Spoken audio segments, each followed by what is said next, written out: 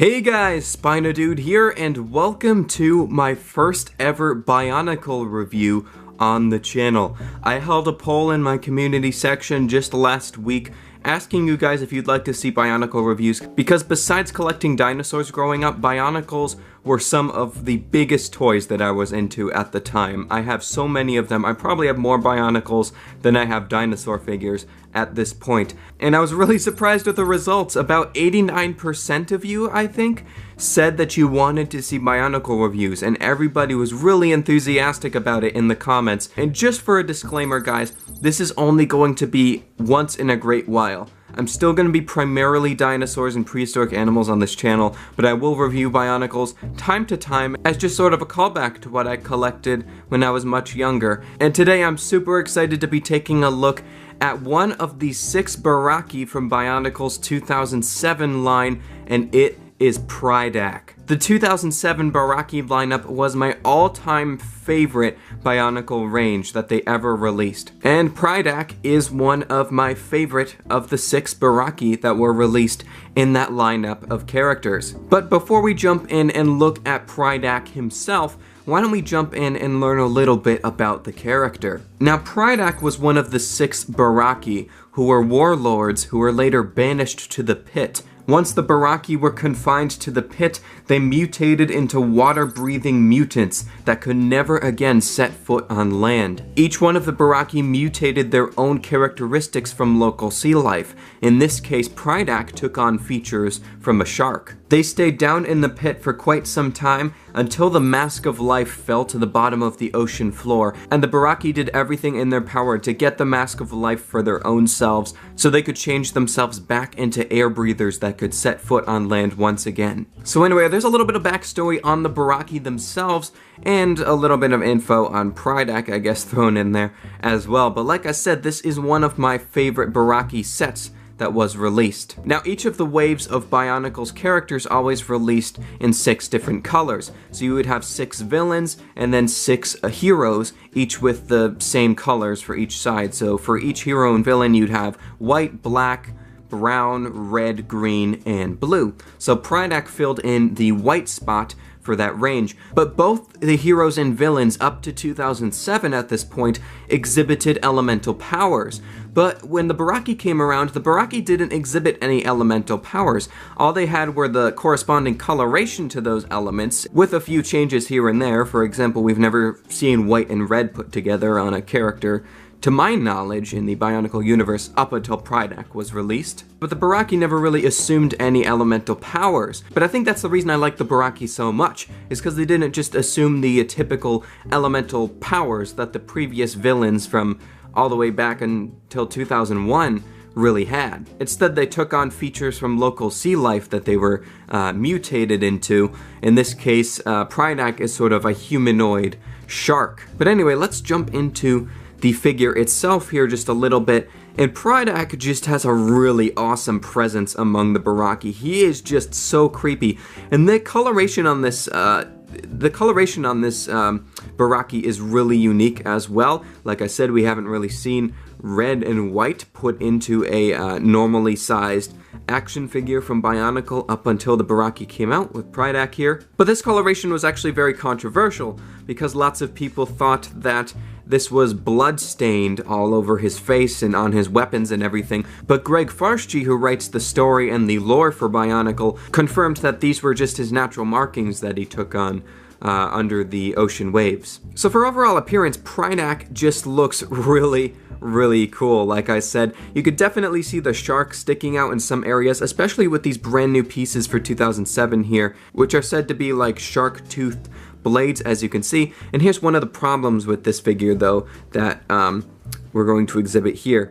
Now, this is a really cool feature, but in the way it sort of doesn't help with posing this figure is the amount of articulation it has, especially this joint in the middle of the torso, which allows him to just sort of bend over. Sometimes he becomes a little bit top heavy and tends to sag down a little bit, but of course it could just be the joints getting looser with age. But the way I'm going to do the Bionicle reviews is we're going to look at each part of the body individually. So I'm going to remove like one of his legs, remove one of his arms, and just show like the build and sort of rate each part of the body. So why don't we jump in and get started with that. Alright, so we're going to start off with Pridak's build for his legs. These are 4 pieces. They are very simple. You just have this sort of medium-sized or small-sized thigh piece here. The shins are the same piece that were used for the Rakshi back in 2003. Those are molded in black. I really like the black and the white on the legs here. I just think that looks really nice. And of course you just have the typical Bionicle hand piece put into the foot there. And the feet are unique to Pridak. These were made specifically for him when the whole line came out, and this is part of sort of a transformation feature that we're going to get into with the figure later on. You can see they're incredibly long, and it sort of confused me at first when I first saw these feet and how large they were, but like I said, it's a part of a play feature that we're going to get into in just a second. His arms both have an identical build, but they both have different tools in each of their hands. You can see that they are very simple once again, but instead of the Rakshi part for the that were used on the shins, we have a Toa Nuva leg piece from 2002 that is used for the midsection of the arm. This adds a ton of articulation to this part of the arm, and I think it works out extremely well, and I quite like the way it looks as well with the extra bend in it. It looks kind of unnatural that there's just another bend, but it really just sort of cements how alien and mutated the Barraki really were. I also like this blade piece that's put on the shoulder. That really adds a lot to the character. Those are on both of the shoulders. And then here, of course, you can see the weapon. This set comes with 3 of them here, 2 of them, 1 on each of the hands, and then 1 on the back, sort of used as the shark fin for Pridak. And you can see the clips on the hand here. Now, this is one thing that was great about the Barraki as well, is that a lot of the Bionicles had sort of their gimmicks with different launchers that came out every year and such.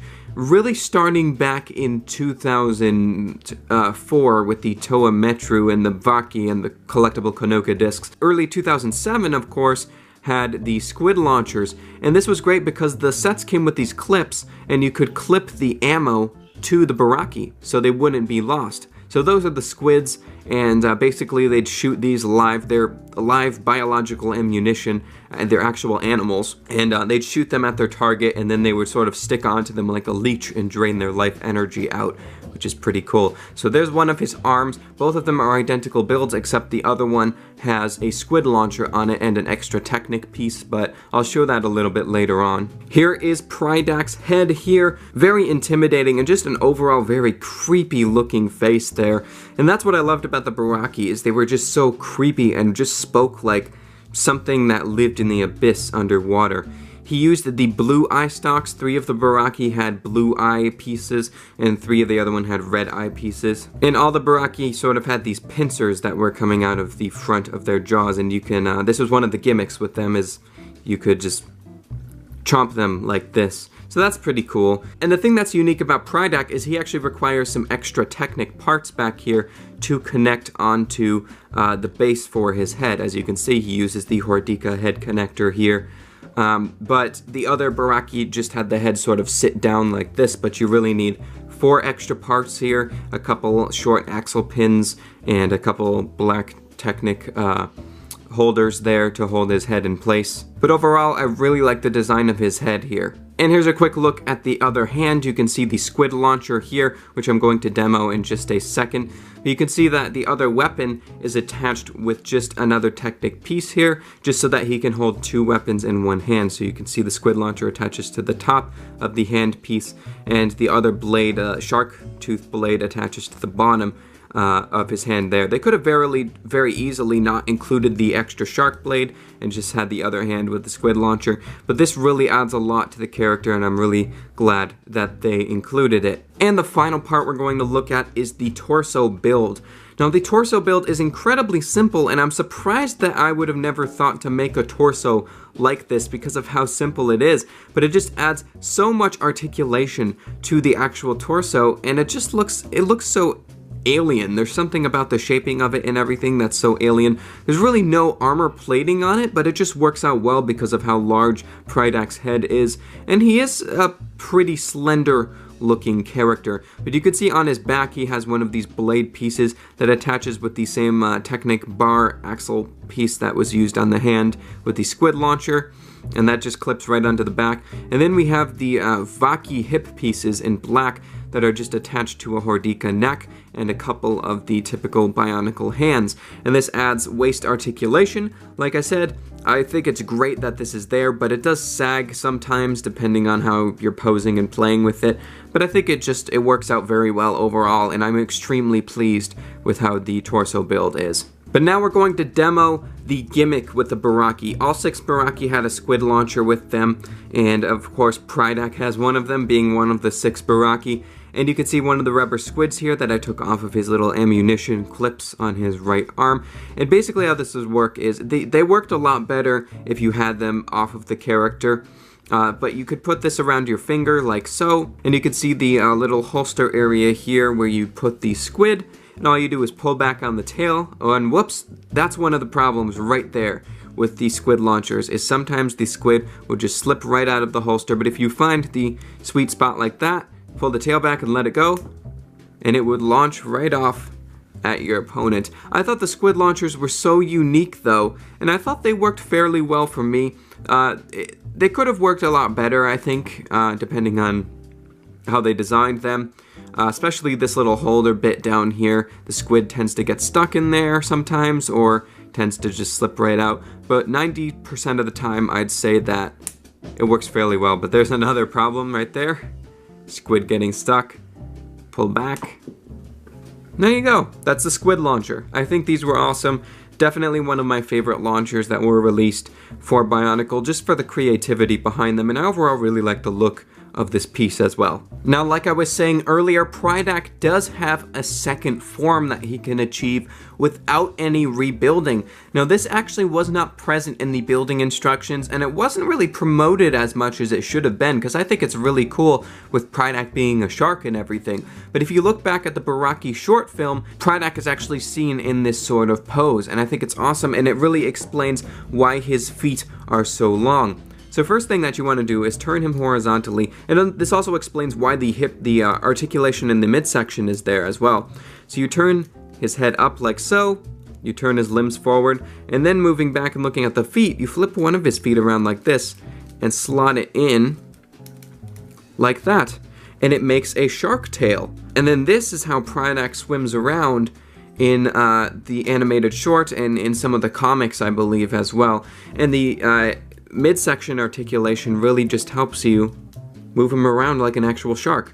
I think that is awesome, and with the amount of articulation this figure has, it just works out extremely well. But anyway, guys, I think that's going to be it for this review on my first Bionicle review on the channel of one of my favorite Barraki, which is, of course, Pridak here. I think this set is awesome. The Barraki were really my all-time favorite range from Bionicle's figure releases. They were just absolutely awesome. I'm working on rebuilding the other ones. I had all 6 of them, so those should be coming up for review every great while on the channel. I'm going to make sure there is a big gap between these reviews, just so my content is primarily dinosaur related for you guys. But I just thought this would be a fun thing to do every once in a great while. But if you guys want to see another Bionicle review very soon, let's try to hit a like goal. I want to make sure you guys really enjoyed this. If this video hits 50 likes, I will definitely do another Bionicle review very soon. So anyway, guys, I hope you have enjoyed this new review. I'm still sort of figuring out what I want to do to sort of make sure these Bionicle reviews are on the watchable side, like lengthwise and everything. So if you have any suggestions for me on how to make these reviews even better, make sure you leave your criticism and constructive thoughts in the comments down below. So anyway, guys, I hope you have enjoyed this video. If you did, leave a like down below and subscribe to the channel. Also leave a comment telling me what you think of Pridak here from 2007. So thank you so much, guys, for watching, and as always, I will see you in my next video. So take care, and bye-bye.